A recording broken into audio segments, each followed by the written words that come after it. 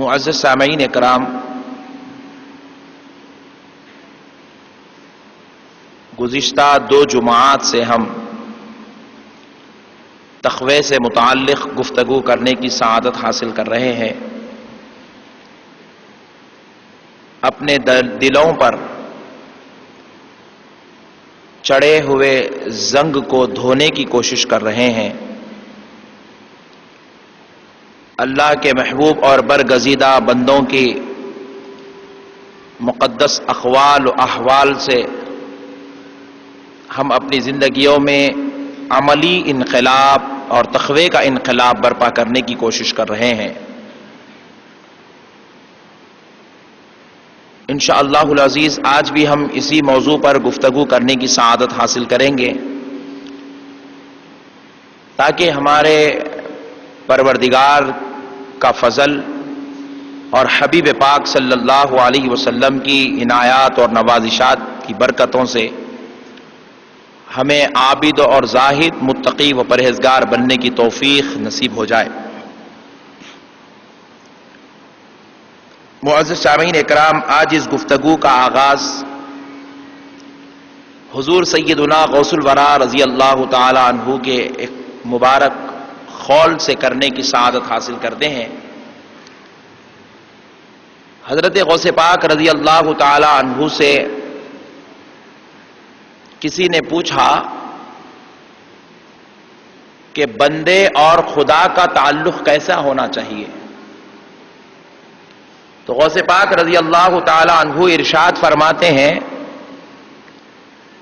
بندہ خدا سے اتنی حیا تو کم سے کم کرنی چاہیے جتنی حیا وہ غیروں کے سامنے اپنا جسم دکھانے میں کرتا ہے۔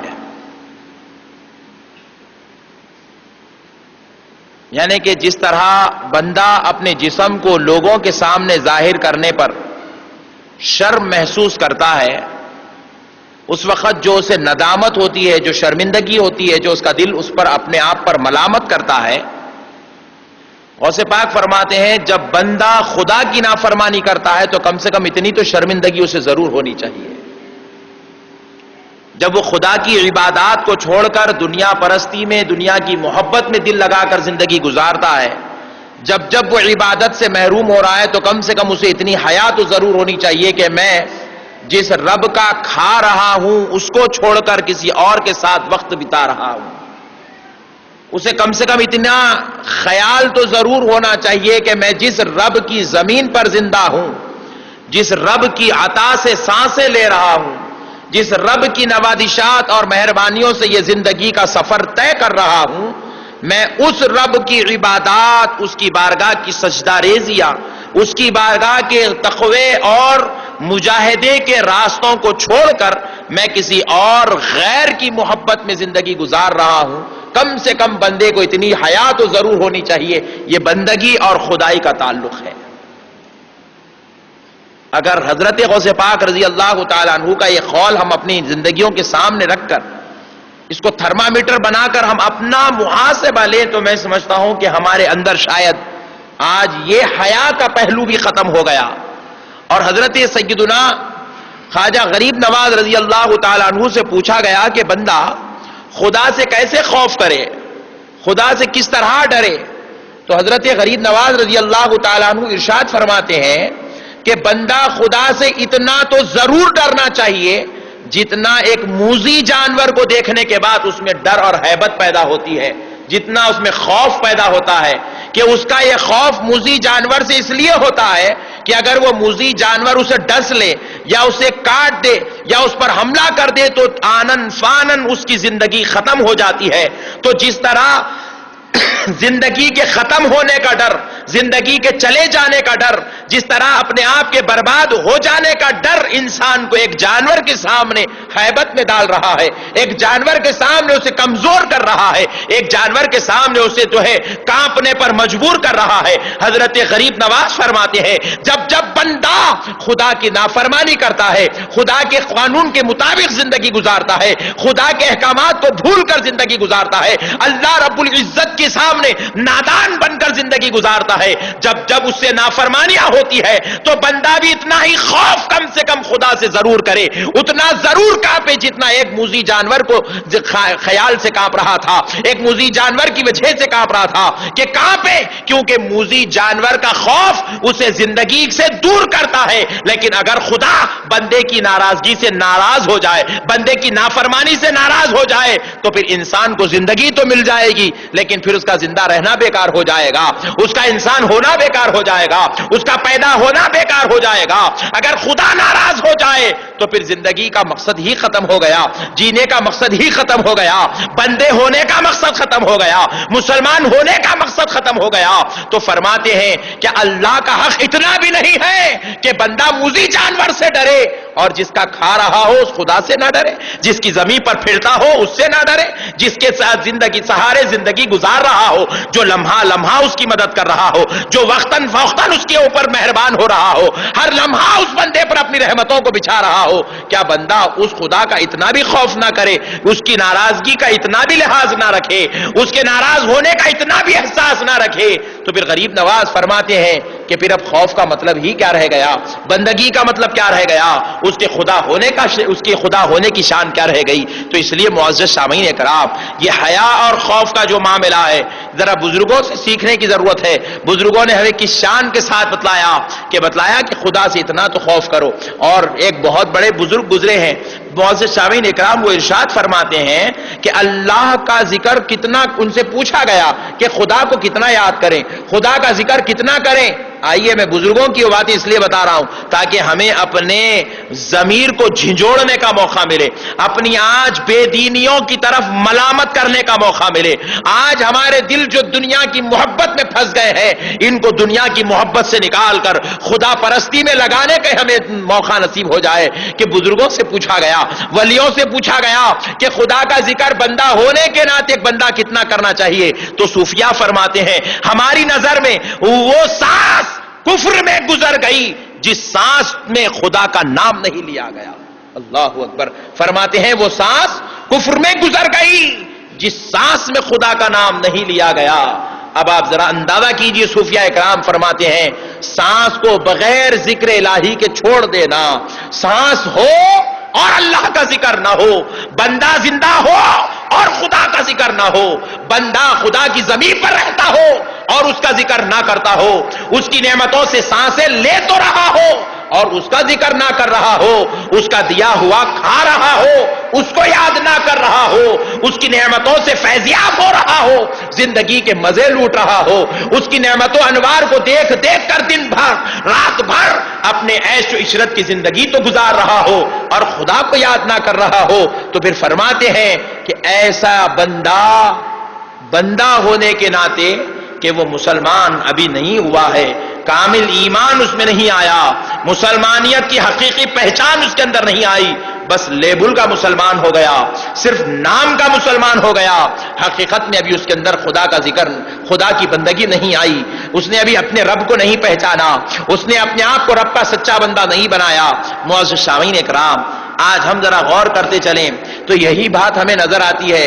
اولیاء کرام رضوان اللہ تعالی علیہم اجمعین اپنے رب کو منانے کے لیے, اپنے رب کو خوش کرنے کے لیے, اپنے رب کی خوشنودی کے لیے انہوں نے نہ جنگلوں کو دیکھا, نہ بیابانوں کو دیکھا, نہ انہوں نے ڈھیر سارے جو ہے موذی جانوروں کو دیکھا, نہ انہوں نے جھاڑوں کو دیکھا, نہ انہوں نے پہاڑوں کو دیکھا, بس جہاں ایک سوئی نظر آتی تھی اس مقام پر چلے جاتے اور اپنے رب کی یاد میں ایسے مشغول ہو جاتے, اپنے رب کی محبت میں ایسے فنا ہو جاتے کہ راتیں بیت رہی ہے انہیں خبر نہیں ہو رہی ہے, دن بیت رہا ہے انہیں خبر نہیں ہو رہی ہے.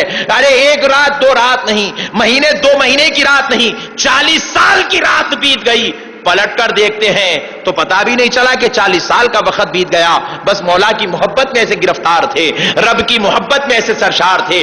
اسی لیے اللہ رب العزت نے ایسے بندوں کے تعلق سے قرآن پاک میں کیا ارشاد فرمایا جو خدا کی یاد میں, خدا کی محبت میں, خدا کی رضا کے لیے زندگی گزارتے ہیں, ان بندوں کے لیے اللہ رب العزت قرآن مقدس میں ارشاد فرماتا ہے والذین آمنوا اشد حبا للہ. یہ وہ بندے ہیں جو اپنے رب سے حد درجہ محبت کرتے ہیں. محبت ہی ہوتی ہے سارے کام کرا لیتی ہے. ہر کام کے لیے کوئی الگ سے پرٹیکولر آپ کو کوئی پروگرام بنانے کی ضرورت نہیں پڑتی. الگ سے نماز پڑھنا ہے ٹائم نکالنے کی ضرورت نہیں.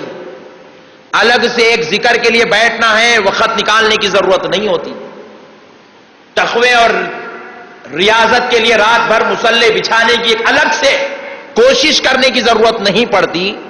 جب یہ دل اس کی محبت میں گرفتار ہو جاتا ہے، یہ دل کو جب ہم اس کے حوالے کر دیتے ہیں، دنیا کی ساری محبتوں کو توڑ کر خدا کی محبت جب یہاں بس جاتی ہے، تو پھر معزز سامعین کرام، آپ اس کے تعلق سے اللہ ارشاد فرماتا ہے الذین یذکرون اللہ قیاما وقعودا وعلی جنوبہم. جب محبت یہاں ہماری بس جاتی ہے تو تم ان کو الگ الگ پروگرامنگ میں نہیں دیکھتے. وہ تم جب بھی انہیں دیکھتے ہو، چاہے وہ کھڑی ہوئی حالت میں ہو، چاہے وہ بیٹھی ہوئی حالت میں ہو، چاہے وہ لیٹی ہوئی حالت میں ہو، ہر حال میں ہمارا بندہ بس ہماری محبت میں گرفتار نظر آتا ہے. قیدی کیا کرتا ہے؟ قید میں ہی سوتا ہے، جیل میں ہی کھاتا ہے، جیل میں ہی بیٹھتا ہے، جیل میں ہی ٹہلتا ہے، جیل میں ہی سارے کام امور انجام دیتا ہے. ہر کام ہو رہا ہے لیکن ہے کہاں؟ جواب ملتا ہے جیل میں بیٹھا ہوا ہے. بس اللہ کا عاشق بھی ایسا ہی ہوتا ہے. اسے کوئی کام کے لیے کام بخت نکالنے کی ضرورت نہیں پڑتی. وہ اللہ کی محبت میں ایسا گرفتار ہو جاتا ہے. چلتا بھی ہے تو رب کی محبت میں چلتا ہے، کھاتا بھی ہے تو خدا کی ذکر میں کھاتا ہے، سوتا بھی ہے تو یار کی محبت میں سوتا ہے، ارے اٹھتا بھی ہے تو یار کے ذکر میں اٹھتا ہے. اس کا دل ہر حال، ہر لمحہ، ہر وقت مولا کی محبت میں سرشار، مولا کے ذکر سے سرشار، مولا کی یاد سے سرشار. اس کی آنکھیں ہمیشہ اس کے دیدار میں تڑپتی ہے. اس کے ہاتھ پیر ہر وہ کام کرنے سے بچ جاتے ہیں جس کام کے کرنے سے وہ پروردگار ناراض ہو جاتا ہے. معزز سامعین کرام، اسی لیے رب نے کہا والذین آمنوا اشد حبا للہ. جو لوگ ہم پہ کامل ایمان لاتے ہیں ان کی علامت یہ ہے کہ وہ ہماری محبت میں ہر وقت سرشار رہتے ہیں، انتہا درجے کی محبت کرتے ہیں. اشد حبا للہ، حد درجہ محبت کرتے ہیں. ارے انتہا درجے کی محبت تو دیکھیں، ہم تو ایسے مسلمان ہیں کہ آج ہم اپنے مولا کے لیے کچھ وقت نہیں نکالتے، اپنے پالن ہار کے لیے کوئی تقوی کی بات نہیں کرتے، کوئی تقوی کے منازل طے نہیں کرتے، کوئی مجاہدے کی بات نہیں کرتے، کوئی ریاضت کی بات نہیں کرتے. بس ایک ہاتھ پیر کے ہاتھ میں دے دیتے ہیں، مرید تو ہو جاتے ہیں لیکن پیر کا بتایا ہوا ایک بھی ذکر ہم اپناتے نہیں ہیں، پیر کے بتائے ہوئے راستے کو اختیار نہیں کرتے ہیں. اللہ والوں کا پیالہ تو پی لیتے ہیں، زندگی بھر فخر کرتے پھرتے ہیں میں نے ان کا مرید ہوں، میں نے ان کا پیالہ پیا، میں نے ان کا جھوٹا پیا، لیکن ان کے نقش قدم پہ چلنے سے ہمیں کوئی سروکاری نہیں ہے. لیکن آؤ جو اللہ کے محبوب اور پیارے ہوتے ہیں ان کی شان دیکھو، وہ کس درجے سے اللہ سے محبت کرتے ہیں. روایات میں آیا، تفاسیر میں بیان کیا گیا کہ اللہ کے محبوبوں کو، اللہ کے پیارے بندوں کو، اللہ کے ذاکر بندوں کو، اللہ کے دیوانے بندوں کو، رب کے لاڑلے بندوں کو، ہر وقت یاد میں رہنے والے بندوں کو بروز محشر اللہ تبارک و تعالی دوزخ کے سامنے جمع کر دیں گے. ان کی تعداد 70,000 کی ہوگی. اللہ اپنے پیاروں کو دوزخ کے سامنے جمع کرے گا. ان کے سامنے بتوں کی پرستش کرنے والے، بتوں کی پوجا کرنے والے، ان لوگوں کو ان محبوبوں کے سامنے سے گھسیٹتا ہوا دوزخ میں ڈالا جائے گا. جن کو دوزخ میں ڈالا جا رہا ہوگا وہ کفار عرض کریں گے اے اللہ ہمیں کیوں دوزخ میں ڈال رہا ہے؟ جواب دیا جائے گا تم میری عبادت چھوڑ دیے تھے اور یہ بت کی پرستش کرتے تھے، اس لیے تم کو اس بت کی پرستش کرنے کی بنیاد پر، بنا پر دوزخ میں ڈالا جا رہا ہے. تو وہ کہیں گے مولا اس پتھر کو ہم نے بت سمجھا، اس نے ہمیں گمراہ کر دیا اور ہم اس کی گمراہیوں میں، اس کی دیوانی باتوں میں پھنس گئے اور پروردگار اس کو ہم خدا سمجھ بیٹھے. اے اللہ ہم تجھ سے گزارش کرتے ہیں کہ تو ہمیں چھوڑ دے اور اسی کو دوزخ میں ڈال دے. ان کی خواہش پر ان کے بتوں کو دوزخ میں پھینکا جائے گا، وہ جس کی پوجا کرتے ہیں ان کو دوزخ میں پھینکا جائے گا اور پھر کہیں گے مولا آپ تو ان کو ڈال دیا ہمیں چھوڑ دے. کہا نہیں، نادانو تم کیسے ہو؟ تم جس کی عبادت کرتے تھے، جسے اپنا خدا مانگتے تھے، جس سے اپنی منتیں مرادیں پورا کرتے تھے، جس کے سامنے جا کر تم صبح صبح جس کے سامنے تم سجدے کیا کرتے تھے، نادانو تم کیسی محبت کرتے ہو اپنے خدا سے؟ دیکھو تمہارا خدا دوزخ میں چل رہا ہے اور خدا کو دوزخ میں چھوڑ کر تم باہر جشن منا رہے ہو۔ مولا سوال کرے گا کفار سے، نادانو تم کیسی محبت کرتے ہو اپنے خدا سے؟ بندہ وہ نہیں جو خدا کو دوزخ میں چھوڑ دیا اور باہر کھڑا ہو جائے۔ پرستش یہ نہیں کہ خدا کو جلا رہے ہو خود باہر ٹھہرے ہو۔ نادانو دیکھو بندگی کیا ہوتی ہے میرے محبوبوں سے پوچھو۔ مولا کہیں گے وہاں پر کفار کو کھڑا کر کے شان بتائیں گے اپنے محبوبوں کی۔ کہا یہ دیکھ یہ جتنے ٹھہرے 70,000، یہ پیدا ہونے سے لے کر اپنی آخری سانس تک انہوں نے کسی اور کا نام نہیں، صرف میرا نام لیا ہے۔ اللہ کہے گا کفار سے کہے گا یہ جو 70,000 کھڑے ہیں یہ اٹھتے تھے تو مجھے یاد کرتے تھے، یہ چلتے تھے تو مجھے یاد کرتے تھے، یہ سوتے تھے تو مجھے یاد کرتے تھے۔ ان کا ہر لمحہ، ان کی ہر گھڑی، ان کی ہر وقت انہوں نے صرف میرے لیے قربان کر دیا تھا۔ ان کے بیوی بچے بھی تھے لیکن یہ بیوی بچوں کے طرف بھی اس لیے پلٹتے تھے تاکہ خدا خوش ہو جائے۔ ان کے گھر میں کھانا تھا، اناج تھا، زمین تھی، گھر تھا، کاروبار تھا، تجارت تھی، لیکن یہ کاروبار، تجارت، زمین، کھانا، اناج، کھیت، ساری چیزوں کی طرف اس لیے توجہ کرتے تھے تاکہ اس کی طرف دیکھنے سے میں ان سے خوش ہو جاؤں۔ ضرورت کے تحت یہ دنیا استعمال کرتے تھے، باقی کا پورا وقت میری یاد میں لگاتے تھے۔ نادانو تم خدا کو چھوڑتے اور رات بھر سوتے تھے، مگر میرا بندہ رات بھر بیٹھ کر مجھے ہی یاد کیا کرتا تھا۔ ساری کائنات سو جاتی تھی اور میرا بندہ مجھے یاد کرتا تھا۔ کبھی یہ مصلے بچھا کے روتا تھا، کبھی تسبیح لے کے مجھے پکارتا تھا، کبھی پہاڑوں پر کھڑے ہو کر مجھے یاد کرتا تھا، کبھی لوگوں کے درمیان بیٹھ کر مجھے یاد کرتا تھا، کبھی بیوی بچوں کے سنگت میں ہو کر مجھے یاد کرتا تھا، کبھی اپنے نوکروں کے بیچ بیٹھ کر مجھے یاد کرتا تھا، کبھی محلے والوں کے بیچ بیٹھ کر مجھے یاد کرتا۔ جب کوئی نہ ملے تو دیوانہ تنہا جنگل و بیاباں پھرتے پھرتے مجھے یاد کرتا تھا۔ ہر لمحہ میرا بندہ مجھے یاد کرتا تھا۔ نہ اس نے رات کو رات سمجھا، نہ دن کو دن سمجھا۔ اپنی رات اور دن، اپنی جوانی، بچپنا، بڑھاپا، اپنی ساری خوشیاں، اپنے سارے غم اس نے مجھ پر قربان کر دیا۔ یہ میرے بندے ہیں۔ اور نادانو تم کتنے بدترین ہو کہ تم نے اپنے خداؤں کو دوزخ میں ڈال دیا اور خود باہر عیش کرنا چاہتے ہو، جنت میں جانا چاہتے ہو۔ اس کا نام بندگی ہے دیوانو۔ بندگی تو یہ ہوتی ہے، ذرا میرے محبوبوں کو دیکھو۔ اللہ فرماتے ہیں اے میرے محبوبوں، اے میرے بندو، اے رات بھر مجھے یاد کرنے والوں، اے دن بھر میری محبت میں قربان کرنے والوں، اگر میں تم سے یہ کہوں کہ تم یہ دوزخ میں کود جاؤ اور میں تم سے راضی ہو جاؤں گا تو 70,000 محبوبان خدا بیک وقت ایک آواز ہو کر کہیں گے اے اللہ تو کہہ کے تو دیکھ، اگر دوزخ میں کودنے میں تیری رضا ہے تو ہم اس کے لیے بھی تیار ہیں، تیری محبت میں دوزخ میں کودنے بھی تیار ہیں۔ اللہ اکبر کبیرہ۔ پیارے بزرگوں اور دوستو، اس وقت محبوبوں کے اوپر خدا کی رضا ملنے کے جو آثار ہوں گے، جو نورانی تجلیات آ جائیں گے، جو جذبہ آ جائے گا، مفسرین فرماتے ہیں قسم اللہ کی، ان کے اور نورانی چہروں کو دیکھ کر اللہ دوزخ کی آگ کو بجھا دے گا، ٹھنڈی کر دے گا، کیونکہ وہ محبوبوں سے اللہ کی رضا ملنے والی ہے۔ جب ان کو پتا چل جائے گا تو ویسے کود پڑنے کے لیے بھی تیار ہو جائیں گے۔ میرے بھائی، محبوبان خدا کی یہ شان ہے کہ وہ خدا کی رضا کے لیے دوزخ میں بھی کود پڑنے تیار ہے، اور ہم ہیں کہ اللہ کی رضا کے لیے صبح اٹھنے بھی تیار نہیں، راتوں میں مصلی بچھانے تیار نہیں، ذرا دلوں کی کدورتوں کو ختم کرنے تیار نہیں، بغض، حسد، کینہ، جلن، گندگی، برائی آج اپنے دلوں سے نکالنے تیار نہیں۔ اللہ معاف کرے، اللہ ہمیں توفیق دے، ہم کتنے گندے انسان ہو گئے یار۔ ہمیں تو مزہ اس وقت آتا ہے جب کوئی دوسرا آدمی ہے اور تیسرے کے خلاف غیبتیں بیان کرنا شروع کر دے۔ ہمارے دلوں کو چین تو اس وقت ملتا ہے جب 4 جمع ہو جائے اور 6ویں یا 5ویں شخص کے بارے میں اس کے پورے چٹے کھولے جائیں، پوری گندگیاں بیان کی جائے، اس کی حرام کاریوں کا ذکر ہو، اس کی جو ہے بدکاریوں کا ذکر ہو، اور الزام لگائے جائے، تہمتیں باندھی جائے، غیبتیں بولی جائے. یہ جو ہمارا دل ہے بدترین ہو چکا ہے، یہ مسلمان کا دل نہیں ہوتا.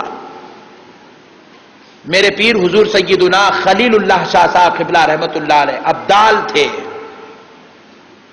روشن ضمیر ولی کامل بزرگ تھے.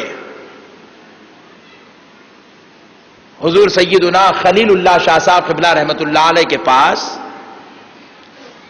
میں تو ان کا نام لینا بھی بے ادبی سمجھتا ہوں، اتنے بڑے درجے کے آدمی ہیں، گناہگار، خطاکار، گندی زبان سے اللہ والوں کا نام بھی لے، بڑے جلالی بزرگ تھے. آپ کے پاس ایک ہمیشہ ذکر میں رہا کرتے، 24 گھنٹے ذکر میں رہا کرتے تھے. 7 دن 8 دن فاقہ کشی، کھانا نہیں، پانی نہیں، بس خالی ذکر چل رہا ہے. بہت ہی بڑے درجے کے بزرگ تھے. آج ان کی نالہ نے پاک کا صدقہ ہے کہ آپ کو کچھ بات سنانے کی اور سننے کی سعادت حاصل کر رہے ہیں. پیر خلیل اللہ شاہ صاحب قبلہ مسجد میں بیٹھے ذکر کر رہے ہیں. ایک شخص آیا، سلام کیا، ہاتھ چوما. اب وہ جو آنکھ کھول کے لوگوں کی خیریت جان لے، وہ کسی سے کیا خیریت پوچھے؟ جن کے سامنے آ جائے تو پوری خیریت معلوم ہو جائے، وہ کسی سے کیا خیریت پوچھے؟ ولی تو وہ ہوتا ہے جو خبروں کے اندر کی بات بولے، عرش کی خبر بولے، سامنے والے کی خیریت کیا پوچھے؟ بیٹھ جائے تو پوری تحریر پڑھ لے. تو پیارے بزرگ اور دوستوں، بس حضرت اپنے ذکر میں لگے، میں آیا، سلام کیا، ہاتھ چوما، بازو بیٹھا. تھوڑی دیر بیٹھا 8-15 مریدین بھی سامنے حلقے بھی کی شکل میں بیٹھے ہوئے. بیٹھ کے کہنے لگا، حضرت وہ فلاں صاحب نے یہ کام کیا. بس اتنا ہی بولا. حضرت کو آیا بڑا جلال، کان پکڑے اٹھا دیے، خود بھی اٹھ گئے، کان پکڑ کے موڑ کے اٹھا دیے، اٹھا کے کھینچتے ہوئے کان پکڑ کے مسجد کے باہر لے جا کر چھوڑ کر کہا، نادان، آئندہ سے ہماری مجلس میں نہ آنا. جو لوگوں کی غیبت بولتا ہے وہاں سے اللہ کا فضل ختم ہو جاتا ہے، اللہ کی رحمتیں ختم ہو جاتی، اللہ کا کرم ختم ہو جاتا، اس کی نوازش ختم ہو جاتی، اس کی نگاہ عنایت جو بندے پر پڑی ہے. یہ لوگوں کی غیبتیں کرنا، حسد کرنا، جلن کرنا، لوگوں سے جلنا، کسی کے مال کو دیکھ کر رونا، کسی کی عزتوں کو دیکھ کر رونا، کسی کے لیے گندی پروگرامنگز بنانا، اپنے ذہنوں میں گندی فطرتوں کو داخل کر لینا، شیطانی افکار میں پھنس جانے والے بندے جب ایسی برائیوں میں پھنس جاتے ہیں، ان نادان بدبختوں پہ سے اللہ اپنی نظر ہٹا لیتا ہے اور پھر فرماتے ہیں، اگر وہ جان بوجھ کر کسی کی غیبت، چغلی، حسد، جلن کرتا ہے تو اس پر خدا کا سب سے بڑا عذاب یہ ہے، پھر 40 دن تک اللہ اس کے اوپر نظر رحمت نہیں فرماتا. اللہ، اتنا بڑا عذاب ہے اللہ کا. کسی کے خلاف بغاوت کرنا، کسی کے خلاف بدگوئی کرنا، بدکلامی کرنا. آج تو ہماری طبیعت ہی ایسی ہو گئی ہے کہ ہم غیروں کا ذکر کر لیں تو ہمیں سکون مل جاتا ہے، اور یار کا ذکر کرنے ہمیں وقت بھی نہیں ملتا. اللہ کے ذکر کرنے ہمیں طبیعت مائل ہی نہیں ہوتی. کیوں ہم اوروں کا ذکر کرتے بیٹھے، تسبیح ہاتھ میں لے ہمیشہ یار کا ذکر کرتے بیٹھے؟ ہو سکتا ہے ایک بار بھی اگر وہ خوش ہو جائے تو زندگی کا بیڑا پار ہو جائے گا، مسئلے ختم ہو جائیں گے، حالات ہمارے جو زندگی کے لیے ہم لے کر آئے تھے وہ سازگار ہو جائیں گے. معزز سامعین اکرام، آج ہمیں ضرورت ہے ہم تھوڑا سا اپنی اخروی زندگی کی طرف توجہ کریں. کسی کے عیب گننے سے، کسی کی بغاوت کرنے سے ہمیں کوئی مسئلہ حل ہونے والا نہیں. اللہ کی یاد میں، اللہ کے ذکر میں، اللہ کے تذکروں میں، اللہ کی محبت میں ہر وقت بندے ہیں جو اس کا کھا رہے ہیں. میرے آقا رحمت للعالمین صلی اللہ علیہ وسلم کا ایک ارشاد مبارک، بندو جب تم کھانا کھا رہے ہو تو یہ احساس اپنے دل میں ضرور رکھ کر کھاؤ کہ یہ کھانا تمہیں خدا دے رہا ہے. اللہ اللہ. کیونکہ ذکر کرنے کی 3 کیفیات، ایک ذکر ہوتا ہے ذہن سے، یاد کا ذکر، یہ ذکر برائے یاد ہے. یہ ہے زبان کا ذکر، یہ ذکر برائے آواز ہے، یہ آواز والا ذکر جو زبان سے ہوتا ہے. اور ایک ہوتا ہے دل سے، جس کو کہتے ہیں ذکر برائے محبت، سرشار ہے اپنے رب کی محبتوں میں، اس کی نوازشات پر، اس کی عنایات پر، تو ذہن سے، زبان سے، دل سے کسی نہ کسی طریقے سے بندہ اپنے مولا کا ذکر کرتے رہنا چاہیے۔ میرے پیارے بزرگ اور دوستو، جب بندہ اس طرح زندگی گزارنا شروع کرتا ہے تو پھر وہ دن دور نہیں کہ وہ اللہ کے مقربوں میں، عابدوں میں، زاہدوں میں، محبوبوں میں اس کا شمار کر لیا جاتا ہے، اور نوازشات، انعامات کا، احسانات کا معاملہ اس پر شروع ہو جاتا ہے۔ تو اس لیے میرے بھائی، ذرا اللہ کے واسطے ہم اپنی یہ کدورتوں کو دور کریں، یہ خامیوں کو دور کریں، یہ دل کو دنیا کی نفرتوں میں، دنیا کی محبتوں سے نکالیں اور اللہ کی محبتوں میں اس کو سرشار کریں، ذکر کی طرف، یاد کی طرف، توجہات کی طرف توجہ مرکوز کرتے چلے جائیں۔ جب تک ہم اس کی محبت میں، یاد میں رہیں گے، آپ یقین جانیے اللہ کی مہربانی اور نوازشات کا نزول ہوتا رہے گا۔ جب ہم اس کو چھوڑ کے دنیا والوں کے اوپر اپنی نظریں بچھا لیں گے تو پھر پروردگار عالم ہمیں اپنی رحمتوں کے بجائے لعنتوں میں مبتلا کر لے گا، نوازشات کے بجائے در در کی ٹھوکروں کی طرف مبتلا کر دے گا۔ اللہ تعالیٰ اپنی نگاہ کرم کی بجائے نگاہ جلال میں مبتلا کر دے گا، اور جب خدا کا جلال ہم پر اس کی نوازشات ہٹا کر جلال آتا ہے، پھر لاکھ ہم کروڑوں دروں پر ٹھوکریں کھاتے پھرے، کہیں بھی ہمیں راحت نصیب نہیں ہوتی۔ زندگی تو رہتی ہے لیکن زندگی بدتر ہو جاتی ہے۔ امید کرتا ہوں کہ میرے بھائی ذرا اپنی دلوں کی کیفیتوں کو بدلنے کی کوشش کریں گے، اللہ کے ذکر کی طرف طبیعتوں کو مائل کریں گے، جس کا کھا رہے ہیں اس کے گیت گانے کی کوشش کریں گے۔ اللہ رب العزت سے دعا ہے، پروردگار عالم تیرے پیارے حبیب رحمت اللہ عالمین کے صدقے